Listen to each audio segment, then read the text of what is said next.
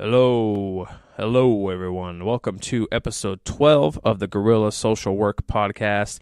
This episode of the podcast, as always, is brought to you by Alpha Counseling and Treatment. Alpha Counseling is the largest and most respected provider for justice-involved clients in need of sexual offense-specific treatment services. Alpha is also a JRI-certified agency providing moral recognition therapy and substance use disorder treatment to justice-involved clients. You can be confident that the treatment you will receive with Alpha will help keep you out of the criminal justice system. Alpha clinical professionals are trained and certified in cognitive behavioral interventions for sexual offending. This evidence-based program teaches participants strategies for avoiding sexual offending and related behaviors. The program places heavy emphasis on skill-building activities to assist with cognitive, social, emotional, and coping skills development. Visit their website today, utahsbesttherapy.com, or you can call them directly at 801-645-5455. This episode of the podcast is also brought to you by Triple S. Triple S provides scientific outcome measures for clinicians in the field of behavioral health. Outcome measures provide direction for both clients and treatment providers using evidence-based practice. Any program not using outcome measures to track their clients' progress and success has been scientifically proven to be less effective. Last but not least, episode of the podcast is also brought to you by Hottiewear. Overall, do you like to be left alone when you're working out? Can't stand when people come up and try to chat with you, interrupt your routine? Well, Hottiewear is active wear for people who just want to work out without all the small talk and the nonsense. Let the apparel do the talking for you. Check them out on Instagram. That's Hottiewear, which is Haughty wear, W-E-A-R, Hottiewear. All right, episode today, we are going to have the wonderful, the great Jen Wojciechowski on here, or more commonly known as J-Wo. She was polite enough to stop by and join us on the show. So today we're going to be talking about working with female clients or female sex offenders. Enjoy.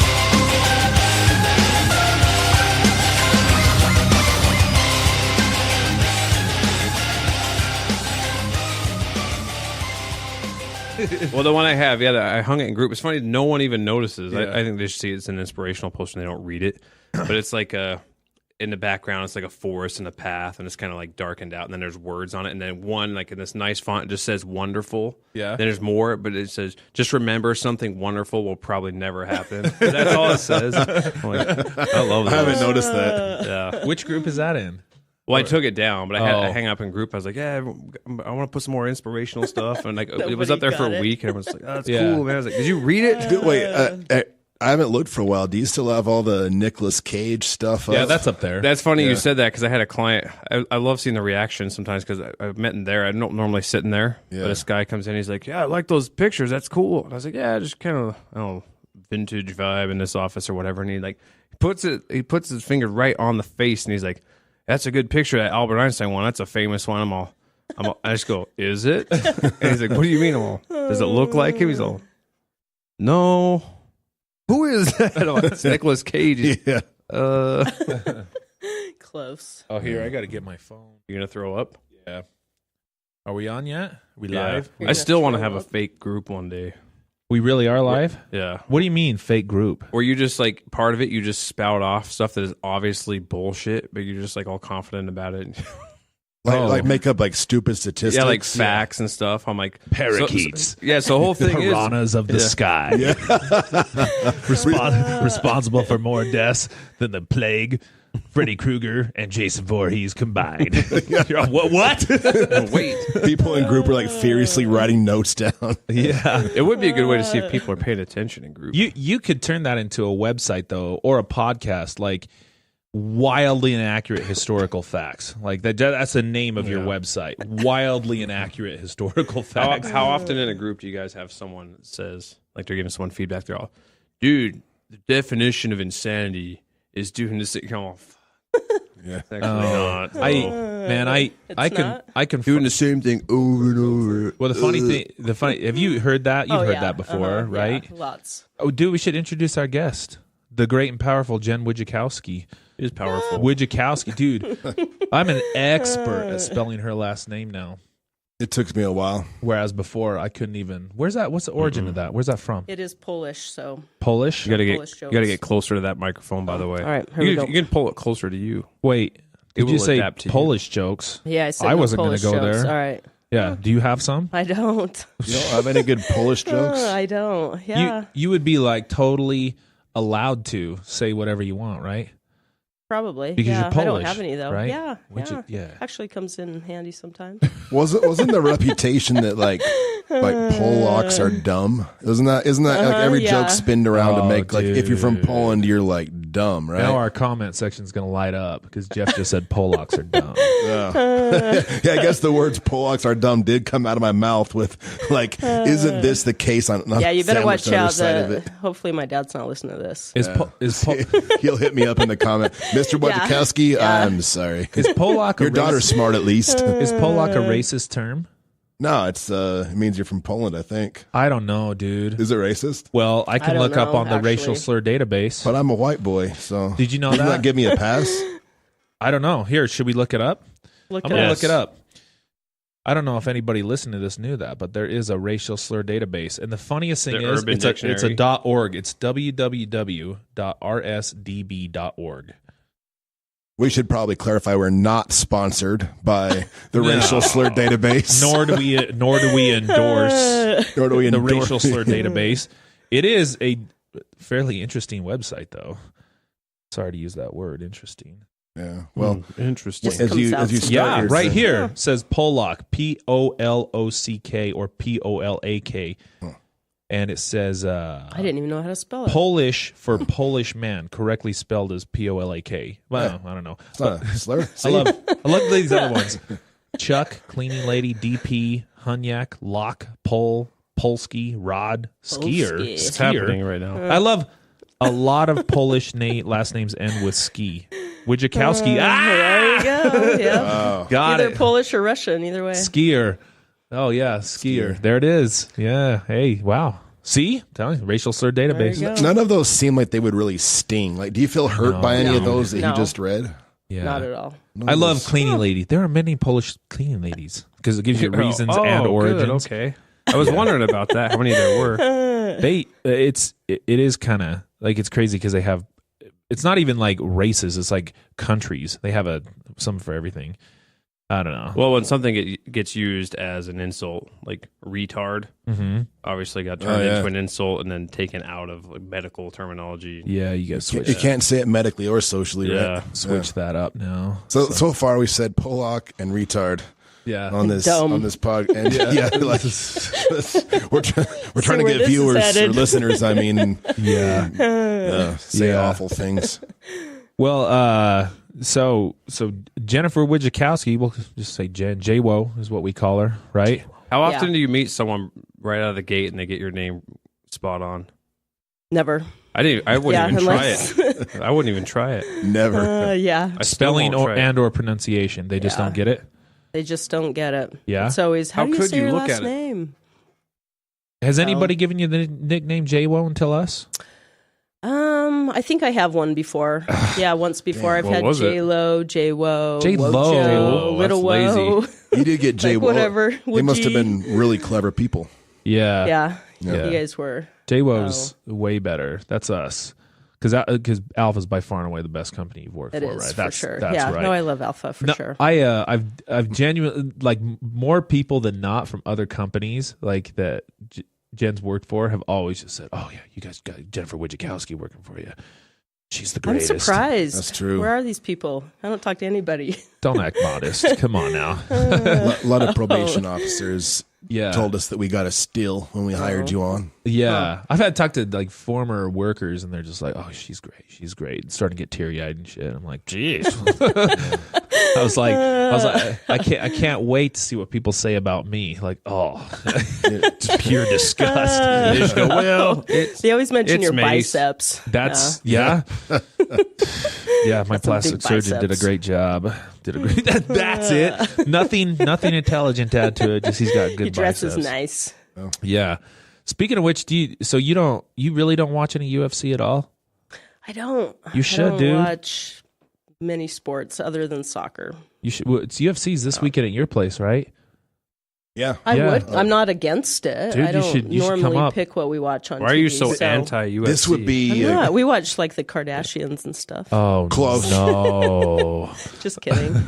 No, you probably do. No, this would sometimes. this weekend you're invited. This would actually be a good card to come because there's these two heavyweight kingpins. One of them's kind of got like the underpinnings of like being the next Tyson. Oh, to really? kinda come In Utah? through. In what way? And Yep. Well, his house is in Utah. yeah. If that's what you meant. But in what way is he like Tyson? Yeah, what's he gonna do? Never mind. Is a crushing right It's a hand. bad joke. He's Yeah. gonna end up in prison. Oh. Yeah. Yeah, you're predicting that he's going to rape somebody. That's where I was going with that. Yeah. You're watching it at your house. Yes. Gotcha. Okay. Yep. Yeah, you should come up. I'm actually scared to watch that fight. It's gonna be awesome. Why? Because it's gonna be someone's gonna get killed. No, I think I don't know. I don't know. He turned I think Steve Overeem into a Pez dispenser. I know, Bad. but dude, Overeem. Did you hear Joe Rogan's podcast when they were going over all the times when Overeem's been knocked out? Wasn't been a ton. It's been a lot, man. It's like 12, and so, and I just think he was fighting silly too. I mean, he's trying to get him to open up. I mean, I'm not a fight expert. I'm just saying, I don't think Stipe is going to allow that. Oh, to I don't happen. think so either. I'm just saying, hands are gonna fly. Let's go on record then. Who's going to win? I say Stipe wins. Hold on. I don't know how to say the guy's name. You know what? This is so funny. This dude, I'm telling you, he does this dumb shit when it comes to these fights. So he does this thing where no matter what, he comes out on top. He says, I think Ngannou's going to win, but I want Stipe. Isn't that Leave it okay? open, huh? No, How's it that isn't. not okay? It isn't because That means I'd be a good gambler. Because you're 'Cause I don't so bet with my heart. Okay, dude. If you bet on both of them, you just break even. You dummy. But I wouldn't bet on both of them. Oh, my goodness. I'm saying, He would want to bet on Yeah. one, but he would bet on the other. yeah, that's an easy concept to understand, dummy. Dude, no, it's like no matter Jeff's on one what, tonight. no matter what, you're like, oh, see, You Pollock.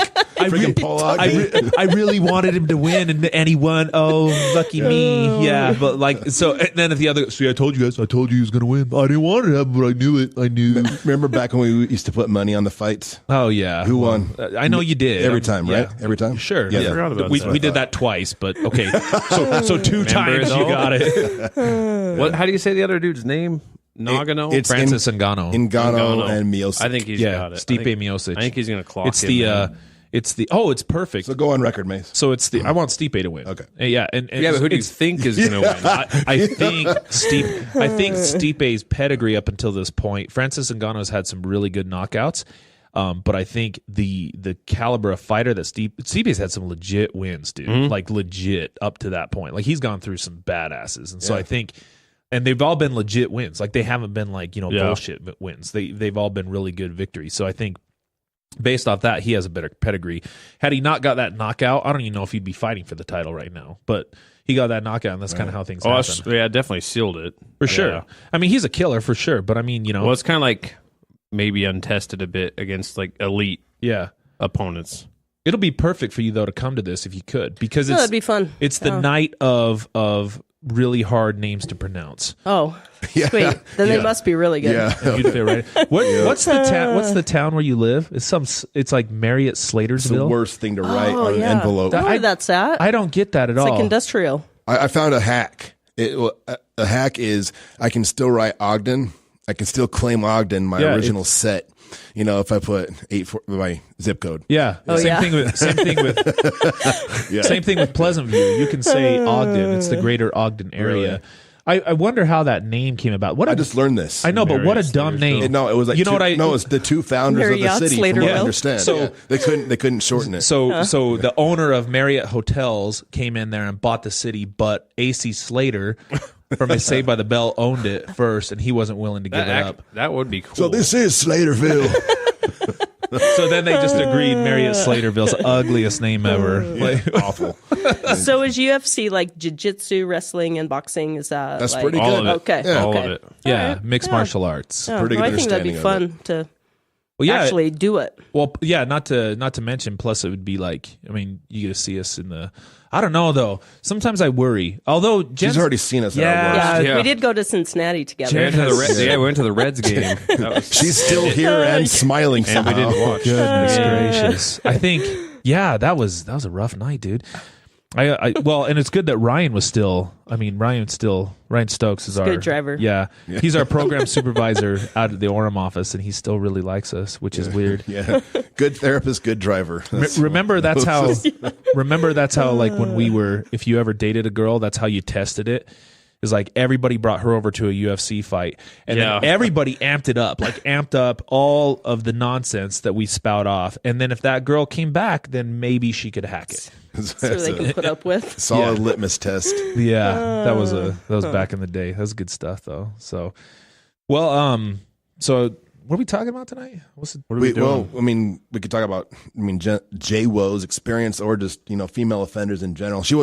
You weren't prepared to talk about female offenders specifically, but I mean, it's we something, talked about it. it's something we haven't I'm not addressed an yet. expert, but- And I did have a friend that listens to our podcast. She hasn't written in yet, but she did ask for information on that. She was curious as to what I don't even know if anybody here knows this, but like what the actual percentages are compared to male offenders, but also how treatment might differ. I remember years ago, like probably before I was even a therapist, I think I was working as a tracker for a company, and one of the young girls I was tasked with making sure went to school was she was in trouble for doing something sexual with somebody, and so I was interested in it. So I bought a book on female offenders, and I think it was written in the early 90s, and I'm sure that the information on that is long since obsolete. Did they talk about trauma? Actually, yes. Don't bring that up. That was actually the emphasis of it. Was trauma. I mean, I know you were talking some shit to get a dig at Mace there, but actually, yeah, it was. Yeah, no, I'm not surprised. So, yeah, no, I think that happens quite a bit when it comes to female offenders, where that's a lot of the focus, and not because, I mean, they're the ones who are bringing it up, obviously. So what do you do to navigate that? Because I mean, there's this, and I mean, we've talked about whether or not sex offense responsibility is really all that important, or exactly how much it predicts risk or not in other podcasts. But like with one thing, and I know you were kind of you've been doing this for a while. You kind of you were brought up kind of with the old school traditional mental health therapy, or sex offense specific therapy, and so Start there before you ask your question. Like what your experience up to this point, because people will be interested in that. Oh yeah, I guess. Then Hold on to your question. Someone remind me to come back around to talk about this. Yeah. All right. I'll get you there. All right. So I'm talking about my experience? Yeah, where up do you to now. start? Okay, Yeah. okay. Yeah. Just recite your resume. Okay. Hurry. Well, let's see. I got my master's at the University of Utah, but prior to that, I actually was a DCFS caseworker. What was that like? And I think that job prepared me for just about anything. Ugh. So I worked for DCFS, I think, for about 5 years, and used to do like interviews with children of sexual abuse, basically. Would go to the Children's Justice Center and do interviews there, and think that initially I was like, oh, I really want to work with children, and then I went and got my master's and started. We probably should working. explain your awkward okay. laugh, because we don't have videos. we were finger wagging at Jeff Yeah. for Yeah, making he was- noises. That So- was a Going that on was a here. poorly timed laugh. Sorry. I interview children about Sorry, being yeah. sexually abused. That's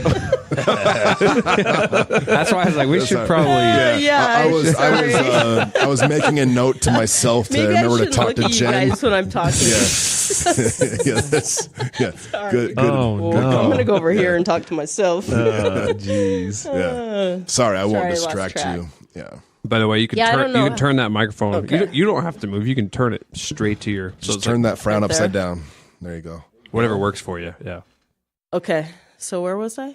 You're working for DCFS. Okay, yeah. So working for DCFS, used to do like child abuse investigations, and then decided to go get my master's degree. And first job right out of the gate, I was working with child abuse victims, and that was really tough. And after I was started doing that, slowly my supervisor asked me about what I thought about working with, sex offenders just in general, and I was like, well, sure, they at least have to show up. So, cause that was a So you were big pretty problem, open to that right off the bat, though. 'Cause Yeah. I think some people would have a hard time not taking a bias out of that, of thinking, I'm working on the opposite end with victims. I mean, it was never my goal. I was never like, oh yeah, I want to work with sex offenders, but I actually really enjoy it. So started working at ISAT. I was surprised when I first got a female offender. I mean, obviously it was kind of rare. It didn't happen very often. We didn't even have a women's group when I first started there.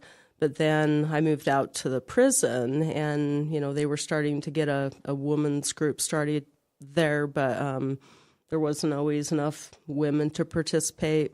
And then I went out to Region 3, and right when I got there, it was a need. And so we put together a women's group, and it's been there now for, I think, like 5-6 What's Region years. 3, So, just for anybody listening? so Region 3 is the state-funded sex offender treatment program for the Utah Department of Corrections in Salt Lake City. So state funded meaning, so what would someone in that aspect, what criteria would they have to meet in order to be able to get treatment there? You messed up, dude.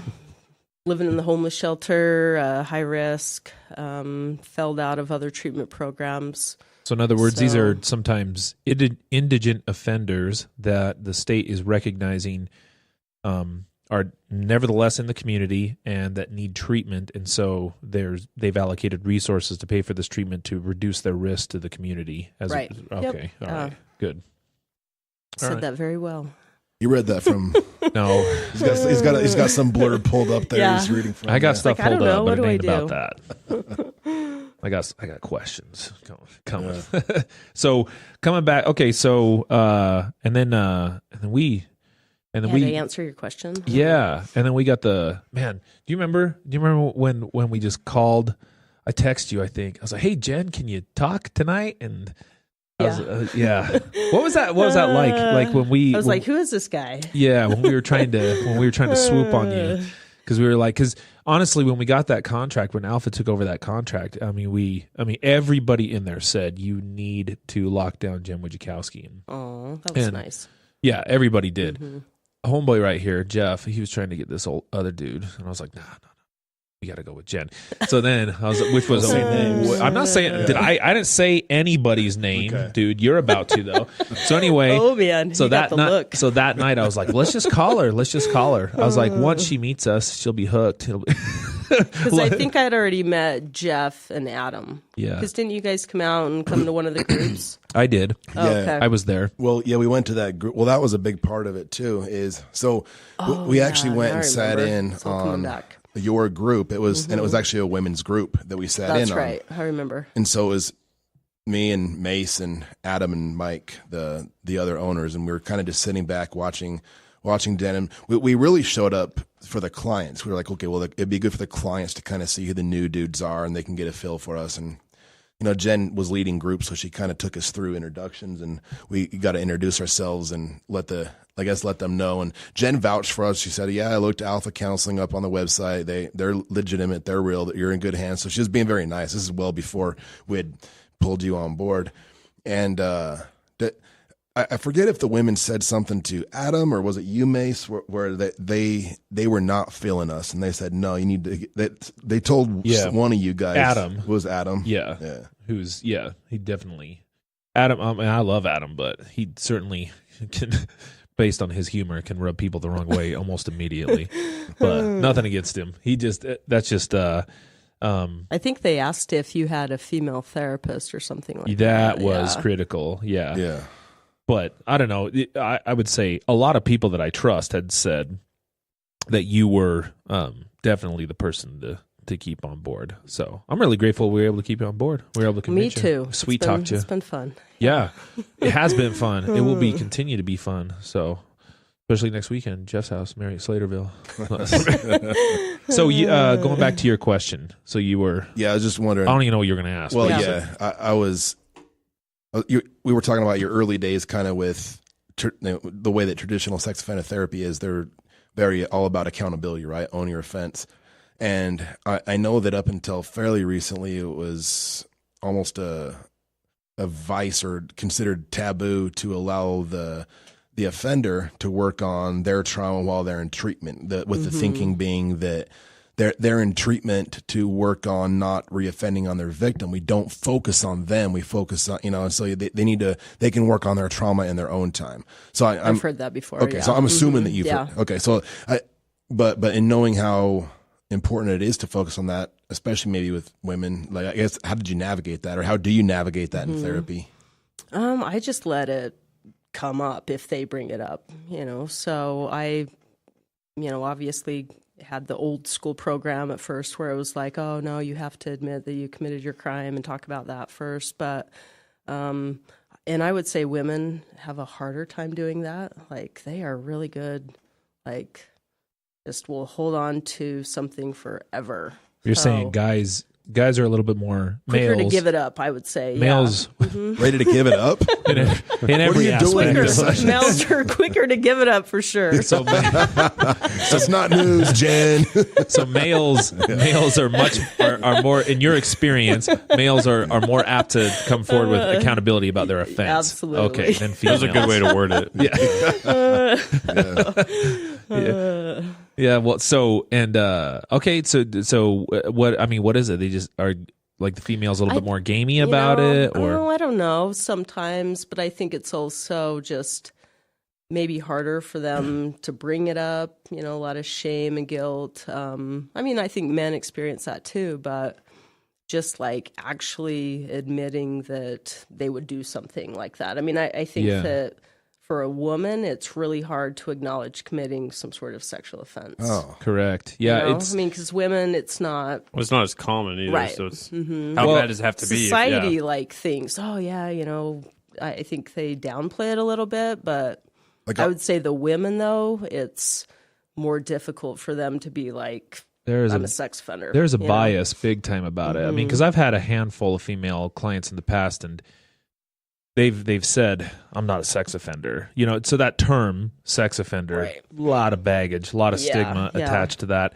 It's difficult to get to that point. And I think, okay, so, I am one who has committed a sexual offense. Okay, well, however you want to word it, right? So when I say the term sex offender, I'm not trying to be... That's pretty loose, yeah. Right. I'm just trying to... It's just cement. It's an easy word to, it's an easy term, and we're all on the same page about these things. But I do agree. I think they have a hard time getting to that point, right? Yeah. And it's a rarity. Justin, were you asking about this earlier, about how many? That were you saying? I think Jeff mentioned that. So I was pulling up, this was the Center for Sex Offender Management, which is a project of the Office of Justice Programs, the U.S. Department of Justice, and the title of this article was Female Sex Offenders. It was written in March 2007, so the data may be a little old, but this is the extent of offending females. Let's read this first two paragraphs. It says, because sexual victimization is significantly underreported overall, reliable information about the incidence of sex crimes committed by females is difficult to obtain. Nonetheless, a variety of sources can collectively provide a working estimate of the scope of the problem, including arrest trends, census, and caseload data from criminal and juvenile justice agencies, representation of the sex offender treatment programs, and victimization reports. National criminal justice statistics reveal that of all adults and juveniles who come to the attention of the authorities for sex crimes, females account for less than 10% of these cases. That was cited by the FBI in 2006. You could have just said that. 10%. Hold on. Specifically, well, no. Anticipation. Well, I'm giving Words, folks, words, 10%. Specifically, arrests of women represent only 1% of all adult arrests for forcible rape, 6% of all adult arrests for other sexual offenses. Adolescents are responsible for 3% of forcible rape cases and 5% of other violent offenses. So, and 19% of all non-violent offenses handled by the juvenile courts. But so, I mean, significantly rare, lower. yeah. Although I have heard a thing, and I don't know, I believe I read this in the Civics Research Institute on sex offenders. I think, it's a blue book. It's that blue. I don't know. That, you know what I'm talking about, that blue book that Like Kelly? Kelly Blue Book. No. Anyway, they were saying in that the female sex offender population in terms of growth, right, percentage on year by year basis, is the fastest growing population in terms of all sex offenders across the board, regardless of what their crime is. That females are the fastest growing population. What's that though? Is that they're internet. doing it more? It's getting recognized more. I mean, I don't know if we'd know that, or if we could know that. I think Maybe we're more like willing to acknowledge that women sometimes do this more than we think. Yeah, it's kind of, if you look, and I wonder what Jen's take is on this, but this is my personal take. Is I look at I don't know, The internet. Well, look back when we were in high school, right? Look back when we were in high school. I mean, you never heard about a female sex offender. We heard about sex offenders, but you never heard about female sex offenders. And then all of a sudden, there was a huge, I don't know, seemed like an epidemic, and it was all of these, and it was on 2020 and Dayline, all this other stuff of where it was the female teacher sleeping with their student. Oh. And so I have to ask, well, okay, so what? Is there something in the water nowadays or something? And my suspicion is, no, people are just paying more attention to that over time. There's not, I mean, since there has been students and teachers, there's been teachers sleeping with students. Wasn't there a song about it in the 80s? All for teacher? Well, Yeah. Sure. Yeah. well, and I think there's so much more contact with like a teacher and students now. I mean, I think the internet's opened the door to like Facebook, and you used to just see your teacher at school and maybe at the grocery store, and it was like, oh, there's my teacher. And now it's, there's more contact. It's, email back and forth and Text message. Yeah. Yeah. So the potential that might have crosses something. the line. I mean, Yeah. I've seen that a lot with, not with all of my female offenders, but I would say that's a common thing where, they're friends on Facebook and then, start private chatting and, might be a teacher or, your son's friend or something, so there's just not as many boundaries these days. Certainly you can have contact with anybody. Certainly so. text messages. Yeah. Like certainly, I mean, I've worked with on an individual basis 3 female offenders, and I guess the juveniles, but an adult ones, and of those, it all originated from text messages, and then it would just kind of went from there, and over time, certainly there was an emotional connection, right? Yeah, and they kind of overlooked the age, and right. So on and so No forth. pedophiles with female offenders, I would say. I mean, I don't see that very often.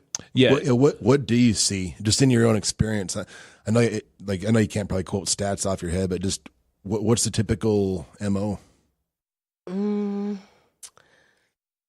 I think resentment comes up a lot, that, unhealthy relationship. And so, trying to get somebody back. So you end up sleeping with a teenager or something. Okay. Polygamy. Sometimes I've seen that quite a bit. That was a lot at the prison. Polygamy with the female being in the offender role? Mm-hmm. Really? Yeah. How Just does kind of co-offending with, the older husband. Oh, yeah. Or, kind of a I would dynamic never have there. guessed that. So, that comes up every now and then. Well, do you think I don't know it if is under recognized? Substance abuse is a huge thing. Oh, for I would sure. Say that happens a lot. That polygamy piece has my attention. Like, Yeah, and again, because that's what I'm saying. Like people, yeah, I would never have made that connection. no, And that's why I'm saying, because a big thing that this study's saying is that it's under-recognized, that the incidents are probably far more than that, but it's under-reported and under-recognized because, I mean, something like that, it's hard to, it's hard to Right. even- It's very covert. A lot of times you don't even hear about it. So, wow. You know, I don't know if you're ready to shift gears yet, but like one of the things that we hear about is like the stigma. You know, I think Mesa's going this direction, talking about the teachers and everything. And I don't know. I think we've shared our opinion on previous podcasts. I really try to share my opinion a lot, but before I influence, like, I guess your answer, I want to know, like, what do you say to people in the public when they say, like, oh God, I wish I had that teacher when I was that age? Because I guess the reason I ask is because when we do this podcast, we kind of have like three separate audiences that we try to talk to, right? We talk to maybe other therapists that are out there listening. We talk to maybe prospective or current clients that might be listening, and then also we address stuff to the community. I think the community is quite curious with what we do. But again, so if you were going to talk to the community, like what's your opinion on that when it's the whole it's not as bad, that whole deal? you mean with like a teenage boy or something? And Well, I mean, you've had people ask you, right? Mm-hmm. You've had people, like, just your friends, your friends or whatever, and they're like, it's just so man, yeah, that lucky 17-year-old boy, something, yeah, right? that whole thing, and we're like, it's not really see that they'd say the reason that it's not so bad is because the teenage male isn't actually traumatized by it. The teenage female would be traumatized by a male teacher. Isn't that kind of the common consensus as far as at least what the community's thought is on the matter? I would say in the community it is. I think that when you've actually like worked with one of those, males, teenagers, and they talk about it, obviously you hear a different perspective on it. But, I think the ones who, maybe felt like they were lucky are the ones who are, reporting it. But I think that, it's, I would say that part of the, not really traumatic, but it's embarrassing, I think for a male, because all this attention is brought on them and their life completely changes. It's not cool to have like your teacher that's gotten fired, so sometimes, that's the part of it is, well, why didn't you say so? Why did you say something, so I don't know. I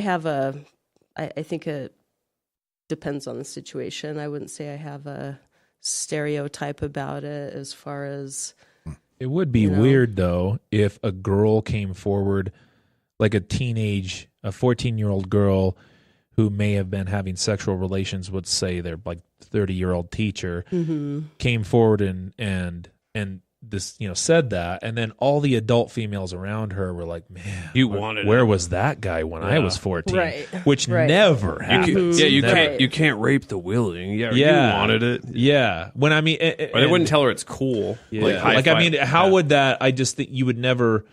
I would just say, if it's true that this is underreported, well, no wonder. I mean, because it's not looked at like that. If you just turn the tables a little bit, and even talking to some of my male offenders, and I tell, a lot of them look at some of those things like, oh man, how could that happen? But then when you shift it and it's like, now you have a 30-some-odd-year-old female and she's attractive, and you have these 14, 15, 16-year-old kids, it's almost there's no perpetration that even happened. Like, lucky those guys. I mean, if ever somebody were, and you'd be crucified if you did, if you said, ooh, lucky that girl, if she was 14, got hooked up with that hot 30-year-old dude, man, it would never be looked at like that. And again, I would say it would trend in the idea that a person who might be feeling victimized at that point would not want to come forward with those things. So like a young male being victimized by the older teacher wouldn't want to come forward.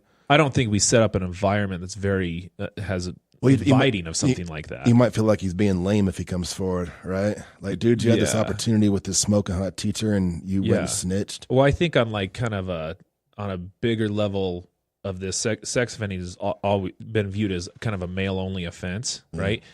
And like Justin was saying, a lot of that has to do clearly with gender role stereotypes, and saying that, females are much more nurturing and caretaking individuals who are by their very nature unlikely to engage in any type of aggressive or hostile action towards another person. Whereas males, on the other hand, are, by their nature more aggressive and more sexually driven, and all those things. So that males are more controlling, and when it comes to a sexual situation, they're the ones that are pushing the envelope, and that girls are the ones that are putting up the blockers at all times. And so if there is a female victim, then clearly that was that dude pushing that on her, and the other way around, I think, is hard for us to pay attention. It's hard for us to even reconcile in our own minds, for sure. Sorry, I kind of interrupted you, man. What were you going to say? I don't remember anymore. Oh. No, it's totally a societal thing, though, where guys are raised or boys are raised that you pursue and it's cool and it's like a notch on the belt. So what guy is going to have a quote unquote hot teacher not be a notch on the belt? Like, not only that, you didn't want it, then it's like, well, what are you, gay? All these things are definitely made It's to not keep just them about silent. like the sex, maybe it's about everything else that comes with it. And if you don't want it, is there something wrong with you? Why don't you want it? Yeah, so a lot of it's really weird that we do that. But. Well, that misperception earlier, like you can't rape the willing, like that whole misperception. The guys just want sex all the time, right? About the ability of women to sexualize or victimize males. Kind of the idea that males are incapable of being physically aroused if they're unwilling participants. Like that just. Obviously limited understanding of physiological responses. Well, not just that, but also that a male needs to be erect to be sexually abused. I mean, there's a lot of other ways to abuse a dude if his penis isn't erect. That's silly. Right. Stupid. Yeah. But so again, I don't think that. So now I would say that things are coming forward. It's kind of like what's going on right now. Like I wanted to ask her about that. Was like this whole kind of hashtag Me Too thing going on. I think once it's out there that there's an environment in which it's now safe to come forward, people are naturally going to come forward with some of those things. And we've kind of criticized some of that in the past, and we've said, well, yeah, I mean, if you genuinely feel that way and you feel like now's a safe time to come forward, yeah, please do, and I'm glad you're able to. One thing we say is, I would say as a male, now would be a time more than ever to be able to come forward with some of those things because it is in the news so frequently, and people can and people are going to recognize it and pay attention to it. I don't know. It's hard to say. It's hard to have empathy for that. To say, yeah, I'd be scared to come forward. I don't know. I don't know what I would do. Like if it was in those type of situations, I had like if I was 15, I had a hot female teacher. Like think about back at Ogden High when we were going there, some hot female teachers, if they were just like hitting on you, like, well, no, I mean, I wouldn't know what to do. I don't think I would have hesitated, like to tell on them. No. Oh, yeah, to take the opportunity, you pervert. So, well, yeah, I know, right? But I wouldn't say a word. Yeah, exactly. So, I mean, this is kind of how I look at it. Is when we think of trauma, we think of somebody that's scared to death. They're having a hard time sleeping. They're having nightmares. They, things will give them flashbacks. It'll leave them crippled and paralyzed fear. And when we think of a 15-year-old boy hooking up with a 30-year-old teacher, it doesn't really fit that category. I mean, that could happen, but by and large, that kid's not crying himself to sleep. But it makes me wonder, like, what ideas is it giving him? What ideas is it forming in his head about what sex is and what it's supposed to be? What is it teaching him about positions of authority and how those can be used and exploited? What is it teaching him about power and control? And so the trauma doesn't necessarily come in leaving the kid package, speechless. It maybe is a more insidious type of trauma in that it's not manifested like PTSD. It's manifested like he turns into a shitty husband 20 years later, right? Or like, and learns that power and control can be used to, get what you want from somebody, right? So I mean, it's a different type of trauma, maybe. Right. Yeah. No, I think that there's all sorts of trauma, and it'll be different for everybody. So yeah, I don't think that most teenage males are like like what you're describing right now, or having, I mean, maybe some, but having the nightmares. I think it's a huge, stuff, I think it's a huge taking advantage of what would then be, hormonally confused, intellectually, child that's fully capable of sexual intercourse, but has no understanding of the gravity of that situation. And so I made fun of you, but I think most 15-year-olds, given the circumstances, might say, well, yeah, okay, but they're not. But that's, again, this is a big piece of this is, a lot of our male offenders, they play the same game. They say, and maybe a reduction to that as a game is not the right terminology, but they do say, well, she knew what she was doing. She was 15, but she was dressing like she was 20. And I'm saying, okay, look, I was like, what we do know is that, the human brain isn't fully developed till we're about 25. And so if we're being honest about physical and cognitive development, maybe that ought to be the age of consent. Clearly not going to happen, but if we're having that argument, let's have that argument. But I'm saying you don't bear any responsibility for being the adult in the situation, like knowing the gravity of the situation. Like you don't have any. I mean, that's what we do.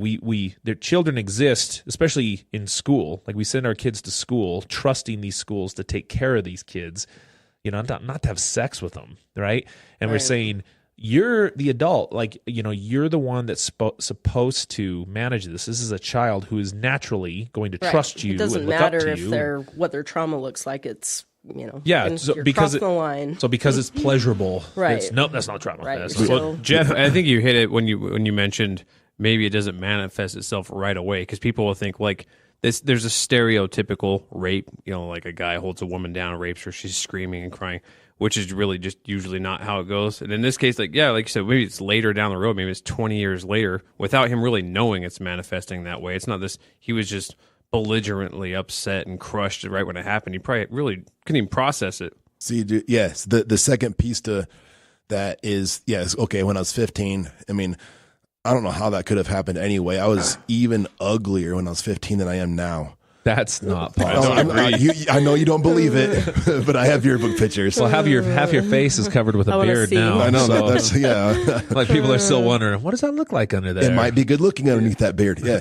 But I mean, if that had happened, I might have been all about it and felt really awesome about myself. But I can't say that I would be better off now if that had happened to me. Like, without going into too much detail, my sexual trajectory was pretty normal. If my first experience had been with a teacher, I don't know who I'd be today. That'd probably change me somehow. Or your friend's mom, or yeah, like a friend's mom or teacher. Yeah, I'm better off having not had that happen, I would say. Well, yeah, not to pick on the T word too much. I'm not a big fan of the word trauma. Jen was making fun of me earlier about that. It's just overused in our work right now. Yeah. Well, the one thing we had read some stuff on this, and it was very telling. And it was, and I don't know exactly how it was termed, but basically is that initial exposure to whatever that event is, you're going to measure every exposure thereafter against that first exposure. So if my first exposure to sex is some 32-year-old smoking hot teacher, who's hooking up with me at her house when her husband's out on a vacation or something like that, I'm going to measure every future sexual encounter against that one, which will probably never measure up to that. Vicky at junior prom's got no chance. yeah. Like you don't have, which is kind of like, if you think about, so like you're talking about the normal sexual trajectory, right? If you think about like the course of an adolescent going through that, it's kind of cool to think that, yeah, we go to prom, we explore a little bit. I mean, even making out, it's kind of like, oh man, it's so sweet. Like that's kind of cool to know that kids kind of experience that normalcy about it versus that. Man, I think I told you guys in one of these other previous podcasts, I had a guy he's 40 and he's sitting in one of my groups. He's a sex offender now. And he was telling me when he was 12 that he slept with a 25-year-old neighborhood lady, and I can't remember the circumstances. And so in group, kind he's in an inpatient treatment program in group for being a sex offender. He's like, yeah, and I turned out perfectly normal from that. I'm like, Yeah. and like he kind of, I mean, I hate to use the cliche, but he kind of had like a breakthrough. He's like stopped himself. He's like, well, wait a minute. I'm like, yeah, dude, do you hear what you're saying? Like I was like, you don't think about the impact that had on your sexual beliefs. And I mean, you were 12, bro. I mean, and he said she was really attractive. And of course, even then in the group, well, you lucky you. I'm like, come on, guys. Like it's okay to validate where they're coming from. Like, why do you say that? Why do you say, because I think that the thing to not do, if I'm a therapist in one of those groups and some of these guys are saying that, because we've talked about female offenders in the past, and they say those exact same thing. I mean, sex offenders in a treatment program say those exact same thing. I think the bad thing to do is shut it down. Say, we will not allow that kind of language. Mm-hmm. I say, well, let's explore that. Let's unpack that a little bit and say, yeah, really, let's talk about that. Why is it okay to say, I mean, you're in a sex offender group, you committed the sexual offense, you know the harm this can cause. I mean, obviously it's totaled your life. Why is it okay to kind of talk about that? And then that's really good conversation, because if the tables were turned, Mm-hmm. Some of you guys are like, a 30-year-old sleeping with a 15-year-old, 12-year-old, man, you'd like want to rip their heads off sometimes. You guys, it's kind of double standard even within the sex offender population. But yeah, it goes back to that, especially in group, like where you're talking about, where we get taught pretty early on to kind of say things to identify that we're cool with the group.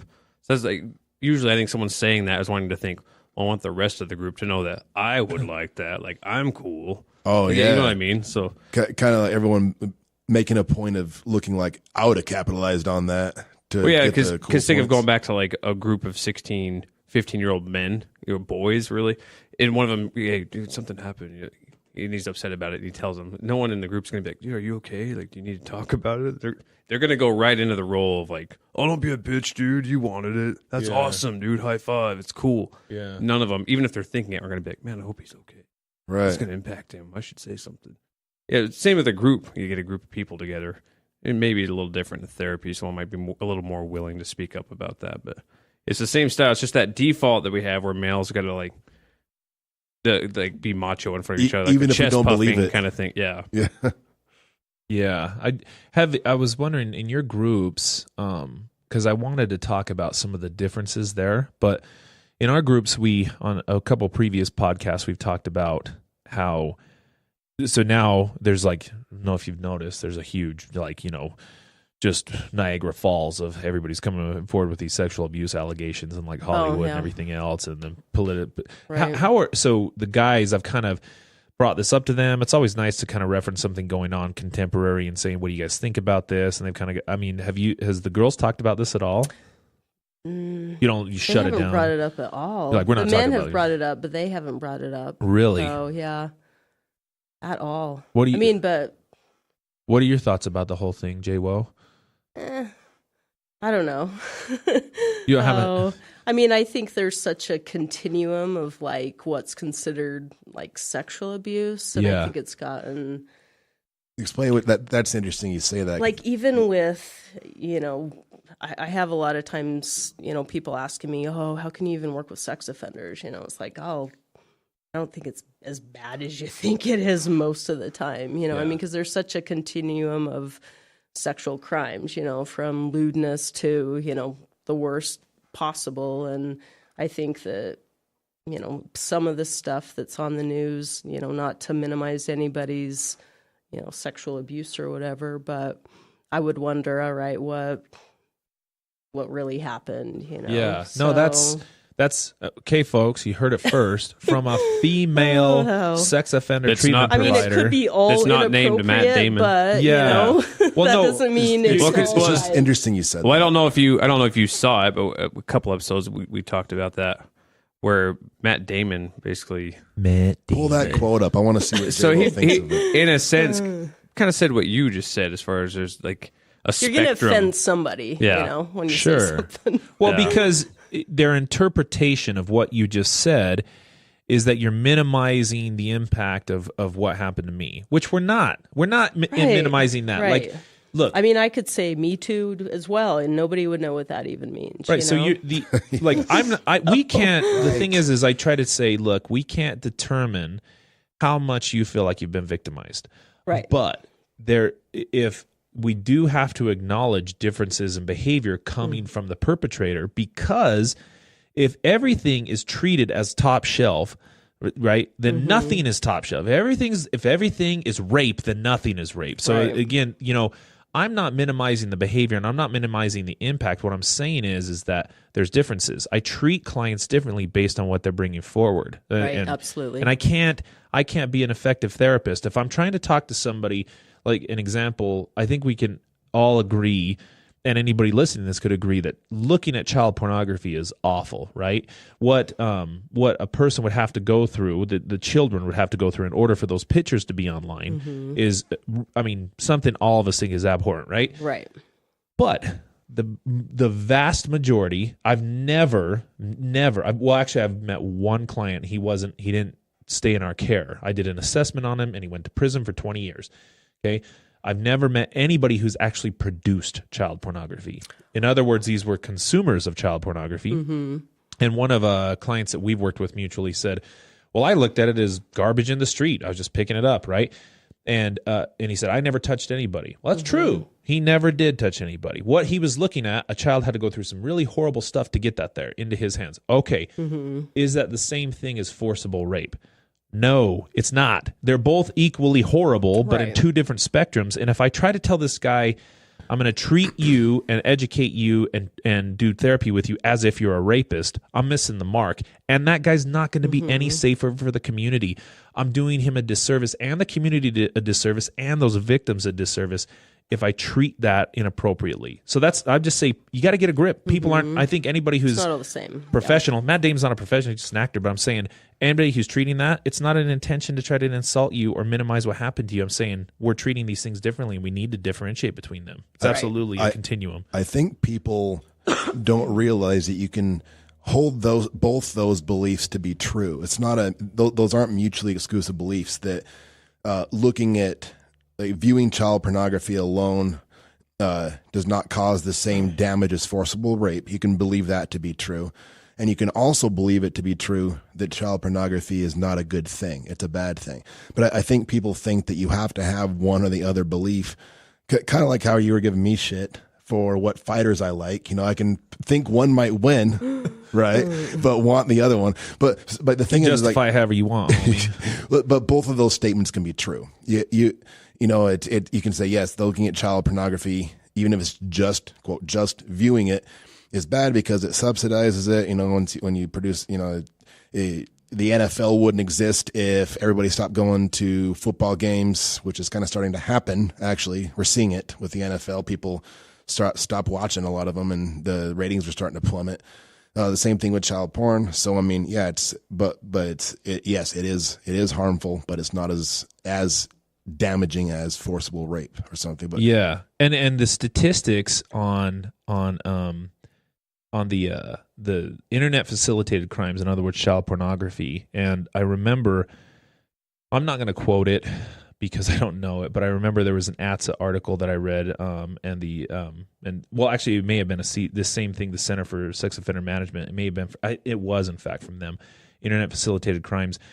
Because a lot of people say, well, that's just a stepping stone, and they're going to manifest into now physical touch crimes, and that's actually a really low incidence of that, incredibly low. I mean, I don't want to quote. I know it was under 15%, though. Dude, I want to say 12%. Remember what a hard time you and I had with that when you and I were at Nappin'.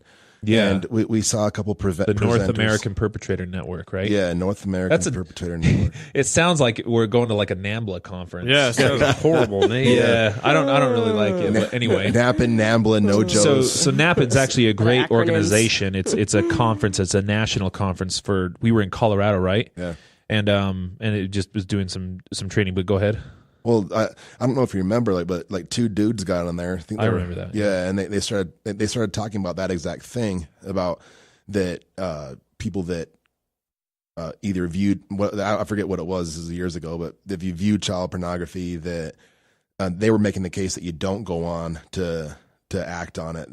That always flew in the face of what I'd always been taught. Kind of the more you increase the threshold, the more you need to get the more that you need to get your fix, and so you're going to inevitably keep pushing until you reach that threshold. Kind of like Mike, the guy that was on the podcast a few weeks ago, was talking about with that psychology class he took. Well, I thought that was the same with child pornography. And I remember really bristling at that dude when he was talking. You know what, though? You know what was helpful? And this is something that, listeners can pay attention to, is the thing that helped me was an analogy the guy used, because one of us challenged him. We did. Yeah. And he said... It was you. You threw out the NASCAR thing. Oh, no, he said the NASCAR thing to me. Oh. So he said, because I can't remember, and his thing was, well, look, what's the fastest growing sport in the country right now? And I didn't know the answer to it, but he said NASCAR is.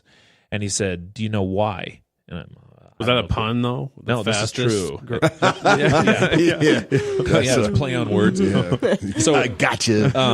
And he said, well, because of the viewership, people are viewing this more and more, and this is the problem with child pornography. So this is the real harm that a consumer of child pornography is creating. You may be a drop in the bucket, but that bucket is, I'm creating a market in which this is possible to take place.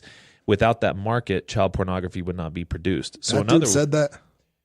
I that's what you said to him. No. How am I remembering this wrong? No, because I've elaborated on it since then. He said something like this. He basically, this is what made me look into it more. But he said the reason why NASCAR is because of viewership. But you don't see everybody who's viewing NASCAR getting in NASCARs and driving them around the course. Oh, damn. So there right, you go. So, which is true. You don't see that, right? You don't see people like in a NASCAR driving around, but everybody loves watching NASCAR. I mean, maybe not anymore. I don't know. I've never understood that. And I'm not dogging on NASCAR people. And NASCAR has nothing to do with child pornography. He was using it as an analogy. Back off. So in other words, to watch NASCAR, NAMBLA. Yeah. So in other words, when we educate clients, of course, we're talking to them about these deviant sexual interests, how it got to that point. But we're also saying, like, well, the harm that you caused is not that you touched anybody. We're not saying that you did. We're not. I think therapists have tried to reach in the past. I've heard this thing, it may as well have been as you in the room touching the kid yourself. I don't know, man. If I'm a client, if I'm just being honest, I may tell you, yep, it's like that. That's what I did, and I'm just feeding you shit. Mm-hmm. I'm not really being honest. If I say, look, you were part and parcel of creating an environment and a market for that thing to take place. And if that market didn't exist, child pornography wouldn't exist either. So your responsibility begins and ends there, and that's what we're going to work on. And clients are like, oh, I can deal with that. And then we make some good progress. You know what I mean? But if you say, nope, it's the same thing as if you raped that child yourself, you know what? Again, because the nature of me getting kicked out of one of these programs is so compelling and I could get punished so badly, I might say, you know what, Jen?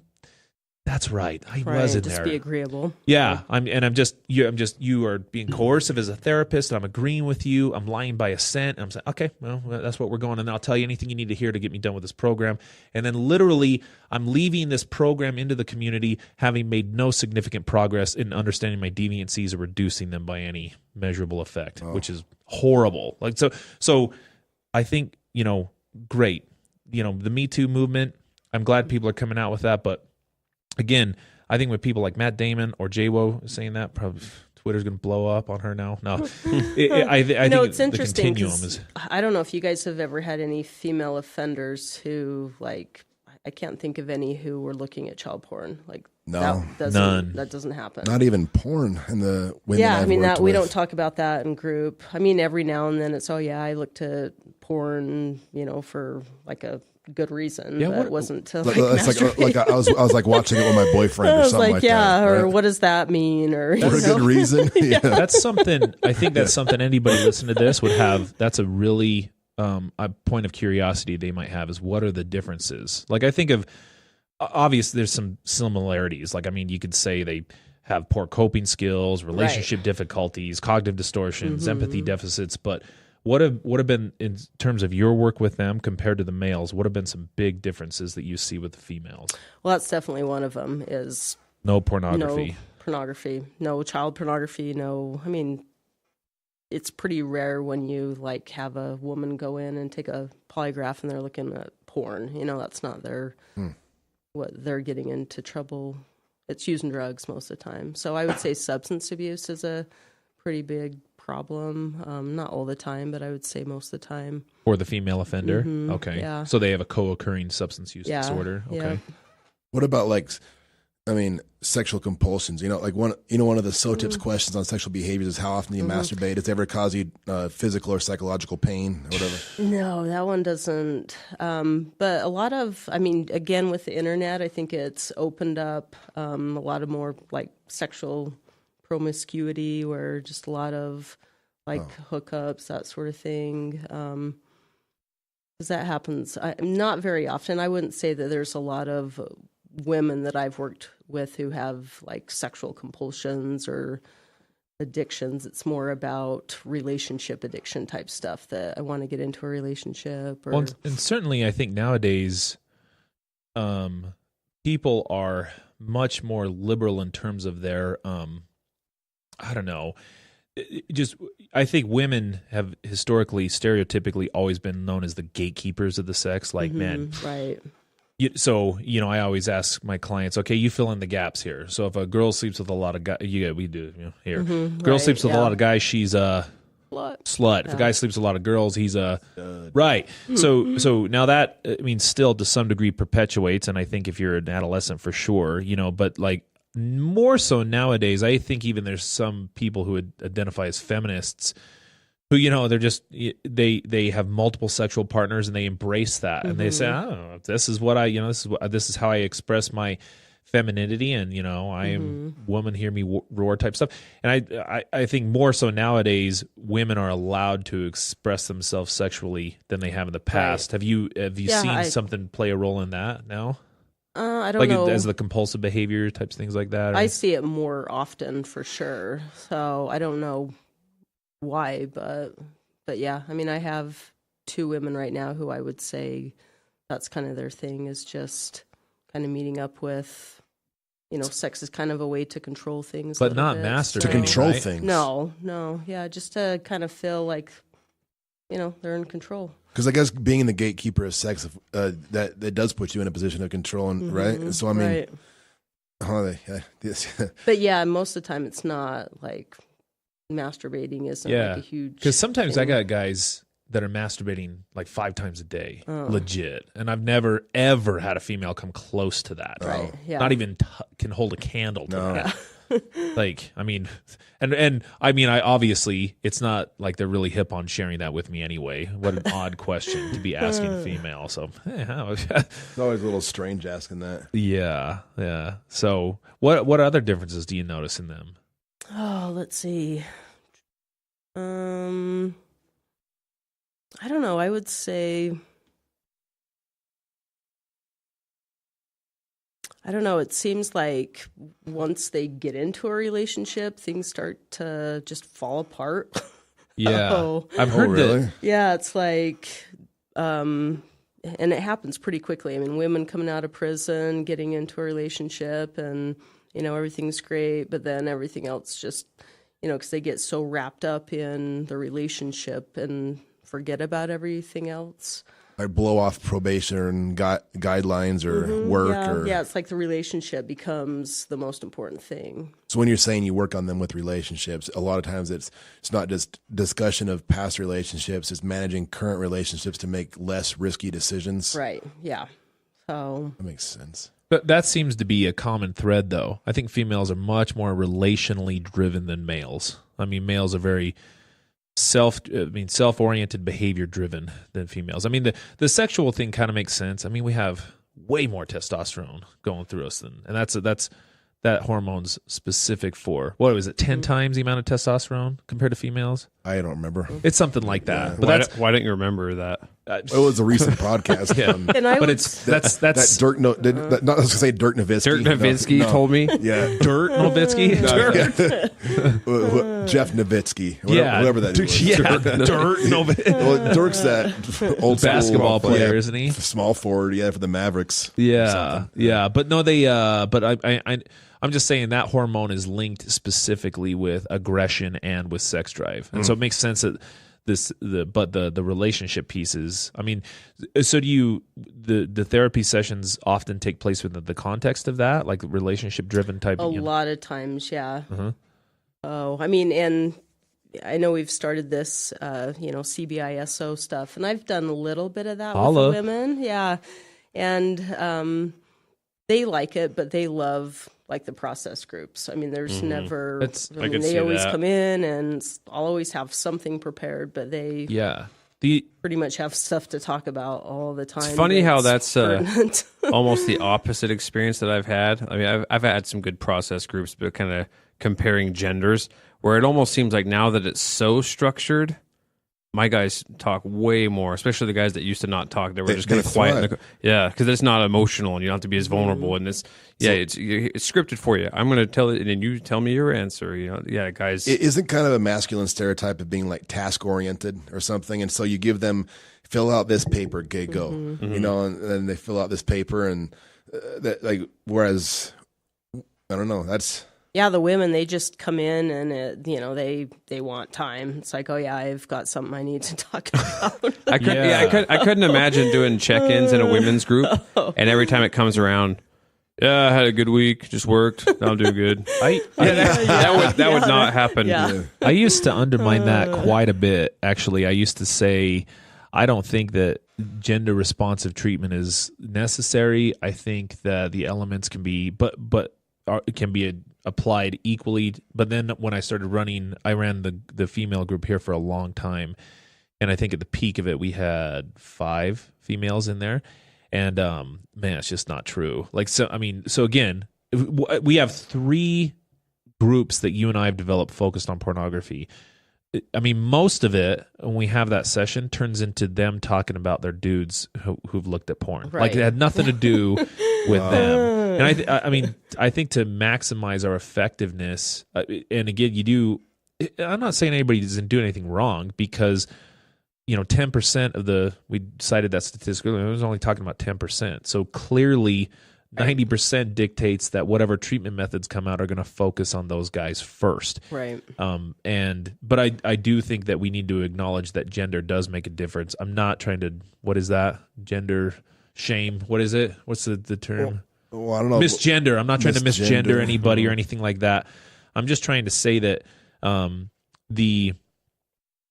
because those relationships, like Jen was saying, I think because they play a key role in this, in the lives of women and girls in particular, the importance of that has to be incorporated into not just therapy, but into the criminal and justice systems altogether. Like that has to be acknowledged. Otherwise, if you don't, there's a problem, because you're not going to be as effective as a treatment practitioner. Which, I fully, being a male, it's hard for me to empathize with that. Sometimes I just have to admit I don't get it. That's why I'm not saying it always has to be a female. I think there's some value in seeing a stable male that can respect you in your life. Yeah. But man, there are some things that I just don't think females would share with me. I really don't think they would. Or that we might not connect with them on or something. Totally. Absolutely. This is a very gender binary discussion we're having, so we are pissing off even more people. It didn't just start with my Pollock comment. Yeah.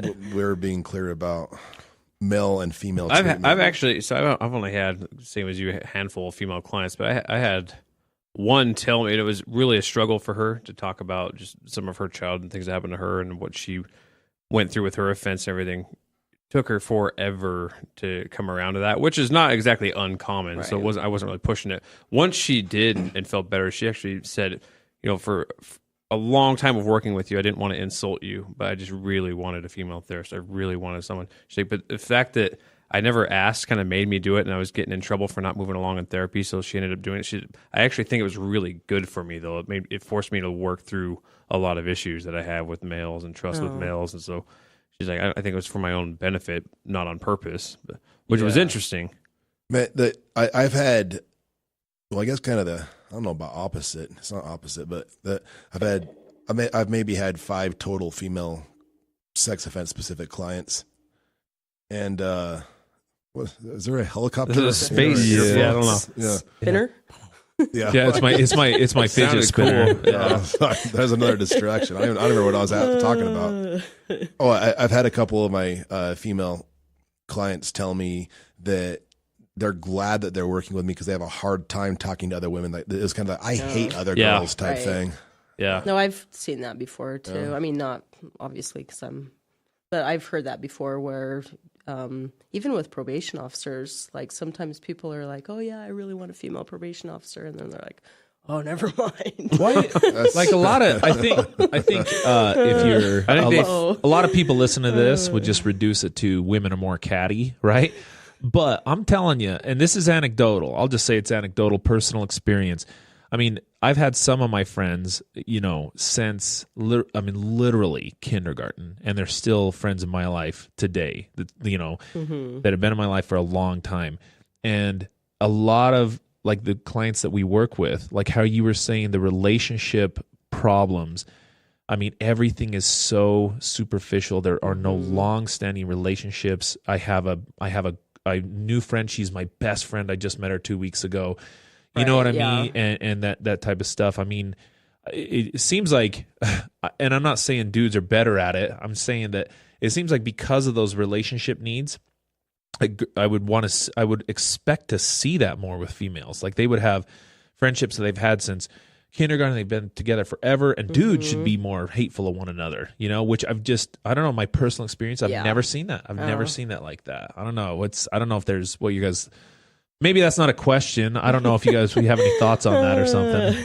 Well, I know I would prefer to work with males. That's for sure. Like I've worked with, and I'm not talking about and party with males. Yeah, exactly. Because it's just like this. I mean, not necessarily with me, but what I've seen is there's just this competition or something, or with girls. Yeah, for different things, though. I mean, not like. Well, with dudes, if you're like a good-looking female in the group, most of the guys are trying to have sex with you. Like that's how it works. I mean, right? If everybody's single, and that's usually like, I mean, that's that. I don't know. I feel like for girl, I wouldn't. I mean, I don't know. You're like you said, Jen, females you're cool, can so that's be different. Kind of catty as far as like if somebody hurts your feelings, they have a harder time letting it go than males. They just kind of. Work it out. Yeah. But even not I always remember, though. I mean, that's. I remember you told me about a conference one time, and I won't name names here, but you'll know what I'm talking about. Like where you were sitting at a table, and there was two female therapists sitting there, master's level therapists, who were texting you. And one was criticizing the other one for always trying to bring attention to herself and trying to that's stupid shit. And like like ironic. Everybody is literally sitting at the same table and my phone's covertly talking shit to you about this. And then the other one, wasn't she saying something about like, oh, she seems to be like she's such goody two shoes? Yeah, it was. Oh my goodness, it was mutual bash. My phone was just buzzing. Yeah, that's a small sample of the population, folks. But anyway, I mean, I think the story there though is that there is a relationship. There's differences for sure, like the differences in the relationship dynamics, and how I incorporate that into my care is. What? Just some of that just makes me laugh. Like I picture like reversing the roles of gender. Sometimes just thinking how that would look. Like I could just imagine us all like hanging out watching the UFC, and like Alan walks in, and then Aaron Lee's always like, I cannot believe he wears those jeans. He should not be wearing those. Yeah, that happens though, man. Oh, I know it does. It's just funny. Like I think about the people in my life doing that. I'm like, that would not. I mean, that wouldn't make a lot of sense to me. I think so clearly, but of course, guys do that too. Clearly, we're joking here, and this is anecdotal, and these are personal experiences. But I think the there is differences in when you're working with women compared to males. Sure. There's stark differences. In fact, you guys want to hear what Seesaw says about it? Ooh. Seesaw. I have one other difference when you're done. Yeah. Yeah. Well, let's hear yours first. What is just it? that there's a lot of Seesaw. women who are like single moms. So that's, I think, another dynamic that's a little bit different as far as just being Who do they a offend single on? mom. And you mean... maybe I misunderstood. Well, single parent. So they have kids. And so that's Oh, just like so a they don't- complication that comes up in treatment, or Yeah, like it's yeah. something that, like, them being a single mom somehow impacts their decision to offend. No, not to offend, just that's another dynamic that they have to deal with, is just being a single parent, that the dad's not involved anymore, and, Sure. they're trying to, have a job, but also take care of kids at home and have a place to live. And, we don't sit around in the guys groups, talking about, oh yeah, I'm a single dad and, trying to take care of my kid. And, they don't have custody. Yeah, of their typically they kids. don't have Yeah. custody, and they're working to get custody back. So it's actually Right. the opposite end of it. Right. How often do you hear? So, like, I mean, I'm in no way quantifying this. This is me just guessing, but probably about 25% of my current caseload says she lied about her age, that kind of thing. She told me she was this age, she ended up being this age. How often does that happen with women? Do you get that line as often as you hear from? That they lied about their age? Yeah, well, like, maybe I should be asking you this. Like, what percent of your male population clients, if you had to just off the top of your head, have that statement prepackaged and ready to go? She lied about her age. Oh, I think the males say it a lot with the internet stuff. Would you? But the women, I don't think. So you don't get it up. as much. No. It's not. I don't even think I've ever heard that. No. I know. Me neither. I mean, a lot of times he's the one who came on to me and forced me and raped me, and they're the one, but because they were the adult, like that comes up a lot. Okay. So. Yeah. I mean, I went through, again, we have these things called PSIs. These are pre-sentence investigations, and they have the reports written by the investigating, not the investigating officer. This would be the person who writes the pre-sentence report, and it's kind of a PSI an amalgamation of all the evidence that comes into this, and they put it all together. And I read through some of the stuff, and it's very much so that they never balked about the age. They never felt like there was anything about the age, but there was what they considered to be an emotional connection there. And eventually, it's weird because they felt like they were, like the two girls that I've worked with, both of them had sex with a teenage male when they were in their mid-20s. And and again, this is only two, but both of them had said, well, so I had an emotional connection with this person, and he took advantage of that to have sex with me. Granted, I was the adult, I should have known, and that's kind of what it boils down to, but very much so that still that little 15-year-old kid was the one who manipulated the connection and took it to the next level. You know what I mean? They very much feel that way. Up a lot. And it's hard to argue. I mean, this is a limitation I think that we get into, and I'm like, I don't know what it's like to be a female, man. I just don't, I'm not going to say you're wrong. No, that's not how it is. But I don't get that from dudes either. Like, a guy's never like, she took advantage of the emotional connection that we had. Never heard and that. Raped me. I'm like, I've never gotten that from a dude. Yeah. But yeah, no. So the Center for Sex Offender Management, Justin, Seesaw. I'm not Seesaw. So they say Seesaw. Seesaw. They have let's see, 6 big differences. They say sexual victimization histories are exceedingly more common among adult and adolescent female sex offenders than with male sex offenders, and their maltreatment experiences are often more long-standing, extensive, and severe. Adult women are more likely than men to commit sex offenses with co-offending male. Wow. In either polygamy. Yeah, there it is. In either concert with the male or as a result of coercion by the male. Offending by adult and adolescent females are more likely to occur within the context of caregiving situation. Acts of rape are less common among female sex offenders, but when they occur, the victims tend to be the same gender, unlike the victims of male-perpetrated rapes. The victims of adolescent female perpetrators are more often than adolescent male offenders tend to be young children, and when child victims are involved, adolescent female offenders are more likely than adolescent males to target both genders, whereas adolescent males are more commonly target children of the opposite sex. There it is. So there's differences. There's big-time differences.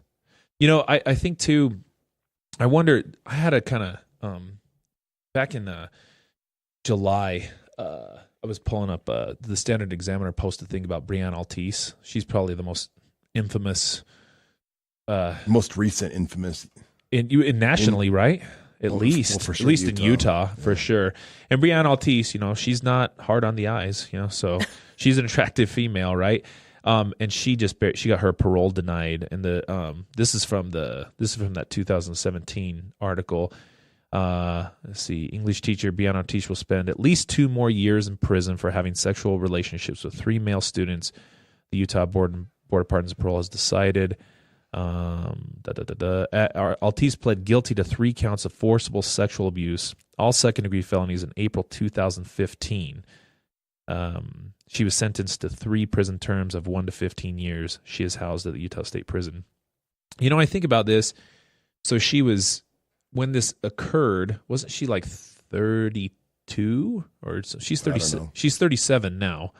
I can't remember when this happened, when she was convicted. So 2015, whatever. And she was married, correct? Sure. I don't know. I don't know. Probably. Come on now.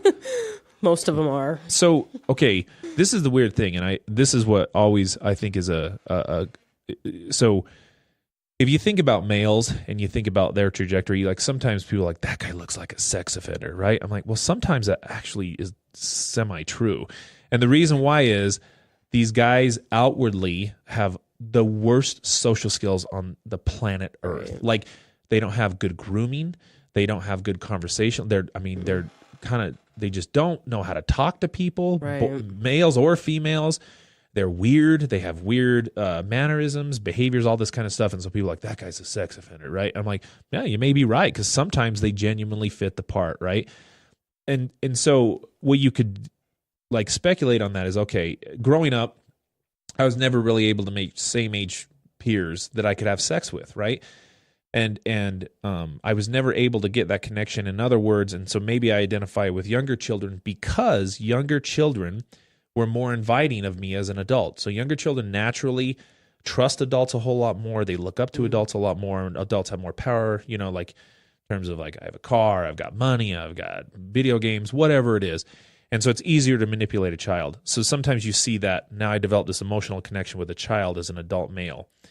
Now, I'm not justifying that. I'm saying it makes more sense than with an adult female, because I look at Brianna Altice, that girl had no business hooking up with 14, 15, 16-year-old kids. I mean, there's no dude on, her age that's going to say, no, just don't want to hook up with you, lady. Like, there's she's been, sexually reinforced throughout her lifetime. And in other words, I'm saying, I don't know if there's something that I'm missing there, because in a lot of ways you could look at that as that is even sexually more deviant for a female who has been sexually reinforced at that age, who's attractive and has no reason to go outside of the boundaries of her same age sexual partners, to then go, it seems even more counterintuitive to seem they gravitate towards the children.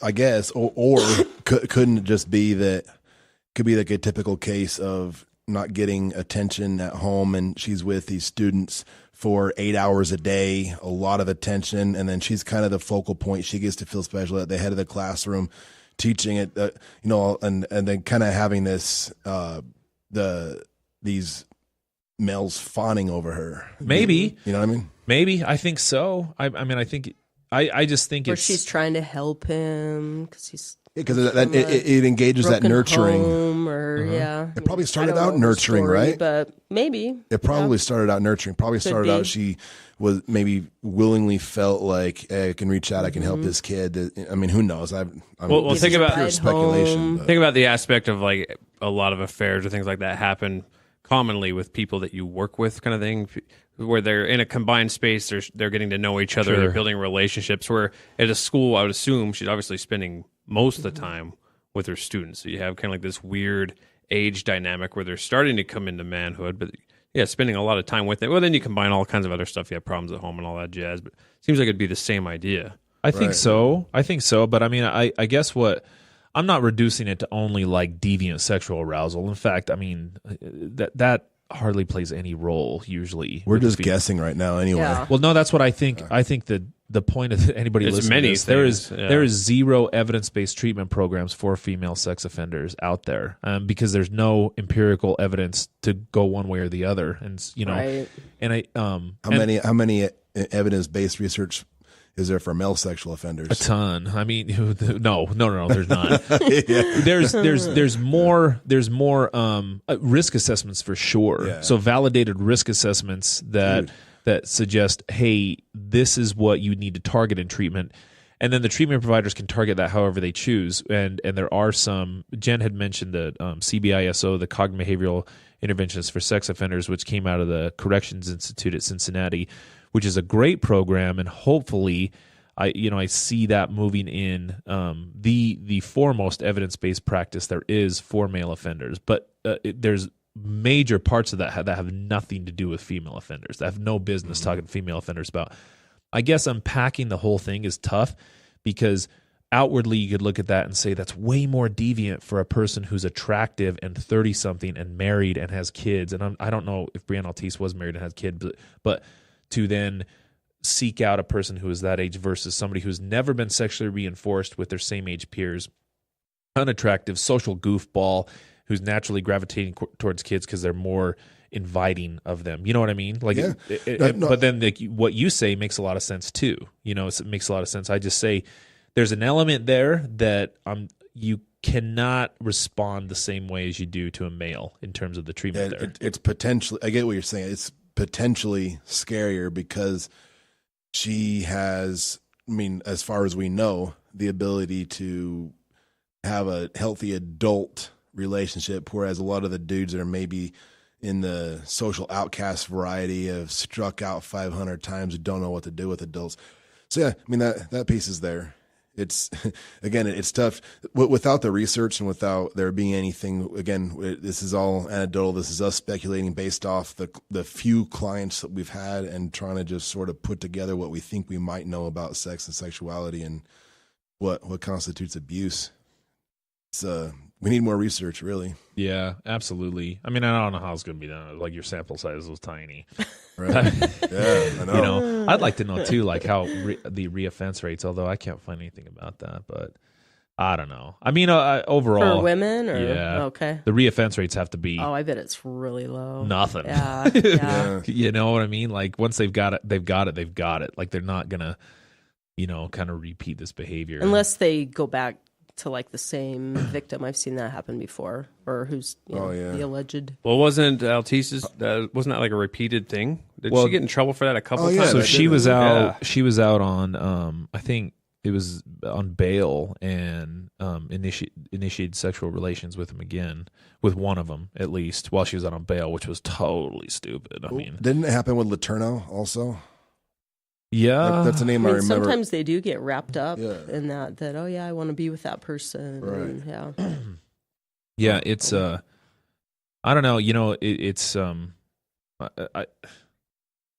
it's a weird population to work with. I'm glad you're doing it and not me. It's actually a lot of fun. I was like going in there and saying, "Hey, everybody," and then that's it. And I walk out,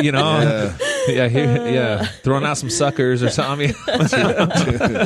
It's just, because I do have, like I said, I have some female clients that I work with in substance abuse, and man, I have some really good connections with those. It's always so weird though. Like even when you have that, man, I've never gone through one case with like an attractive female client who like outwardly there's not like a ton of the other females like, oh, I bet they're sleeping together. I'm like, oh my goodness gracious. Like it's so weird. But I've had can't escape the rumor mill, huh? Well, it's just whatever, and they find that really incredibly insulting because they're like, this one guy that I could really trust and he's been there for me and all this stuff. Mm-hmm. I think about him like a brother, and then you say that, like you reduce it to that, and they almost are insulted that it turns that way on them. Well, good. They're like, I would never do that. And I'm like, it's not like I'm an ugly dude, I am, but I'm saying that they don't like it going in that direction. You know what I mean? They don't like it seeming like, oh, I would never do that, or something. And they wouldn't. It's never even. Sometimes girls get flirty, and then you've set a boundary, and they actually really appreciate that boundary later on. It's not even able to get crossed. They probably think that's how they have to interact with dudes. They have to be flirty, and then when they figure out, hey, look, you still get the same attention from me when you're just being yourself. That probably is relieving. Man, dude sucks. I'm guessing. I don't know. We're the most awful things ever. I'm Well, telling you. Yeah. I love being a dude, but some of us are dirtbags, son. Yeah, it's very true. So, Well, we rarely have the hygiene talk in our female group, so Oh, have it in the males all the time. that by itself. That's Make sure true. you take a shower before you come to group. yeah. Wash your clothes. Those poor girls that you have that come in on the tail end of the two groups that I run with dudes. Yeah, they're like, oh, bring Sorry. the Lysol in, please. Sorry, ladies. Yeah. Well, so I guess, Justin, do you have any other, before we wrap up, I want to make sure that The only time that happens is you pointed out more often than I actually have. there's a question. Jeff, back me up here, Yeah, dude. I said, we'll let's go- wrap this up. we'll consult No, wait. Is how it works out. Like, That's kind of how you have to jump in, though. do you have any other, questions? You know. No. Okay, so I guess if we conclude it, and you guys help me out here, but I'm just saying, like, so if anybody's listening to this, until recently, the whole females who perpetrate sex offenses has been overlooked. It's kind of like that whole FedEx effect, or even the autism effect. Like, you know, I've now opened the gap for paying attention to this more, and so clearly now people are paying more attention to it. But I think in addition to that, you made some excellent points of, with the advent of technology and communication. I mean, I even have some of my students from Salt Lake Community College that text me, you know, they're like, Right. and like, hey, how's it going? Like, type stuff, you know, and never before had you ever been able to do that. I've never done that with a professor anyway. Right. The ones that listen to this podcast. Some do. Yeah. Like, some have, well, a lot of it, but I put my number out there and I say, hey, text me if you need information about a test or whatever, you know, and sometimes they're like, hey, how's it going? You know, whatever. Love the podcast, stuff like that. Keep If listening. you're a everybody. student of Maces and you're currently being abused, you can find my number on the Alpha Counseling website. I will keep your 645 I'll keep your identity secret. Feel free to reach out. I'll take care of it. Yeah. Well, okay, but so anyway, going back to but because that's overlooked, I think comparatively there's little, I mean, the only conclusion we've come to, there's little known about sexually abusive females and strategies for assessing or treating them. Like, we just don't, and without question, additional research is certainly needed at this point. And, Absolutely. but Jennifer Wojciechowski, if you go into her group, you're guaranteed positive outcomes. She is the shit, son. So, Oh, thanks. yeah, absolutely. We'll put her on the spot here. Like, we'll be able to come back to this. You coming over to watch some UFC this weekend? Maybe. I think you should. Ngannou Marriott. or Miocic? Slaterville. Yeah. Marriott Slaterville. Yeah. Which one are you choosing? Say their names again. Francis Ngannou or Stipe Miocic? Miocic. Miocic. Miocic. That's Miocic. the Going for one. Miocic. That's Yep, right. He that's what I'm sounds going more. for. He sounds like a skier. Who do you think will win? Yeah. And who do you want to win? The guy with the tattoos. Yeah. They both. Yeah, actually, I don't know. I don't know. I don't think either of them had tattoos. Oh, They might not. They don't. That's they do. that's more of a rare. rarity now. Yeah, that's Usually weird. It's a good case. Yeah. Well, should we wrap this up? Yes. Okay. Thanks for J-Wo, we Thanks, appreciate you guys. coming. All right. See ya. That is it for episode 12 of the Guerrilla Social Work Podcast. Thank you for tuning in and checking it out. As always, make sure if you are enjoying the show, please share it with your friends. Check us out, Instagram, Twitter, Facebook, all that jazz. Guerrilla Social Work Podcast, Guerrilla. Guerrilla. All right, and we also want to thank Jen Wojciechowski, for coming on the show. Fun as always to see her.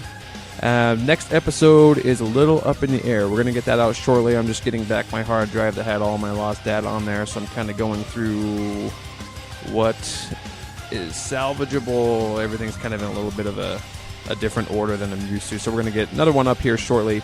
Don't know exactly which one that is going to be, but stay tuned. We're not going to keep you waiting too long, and we will see you later.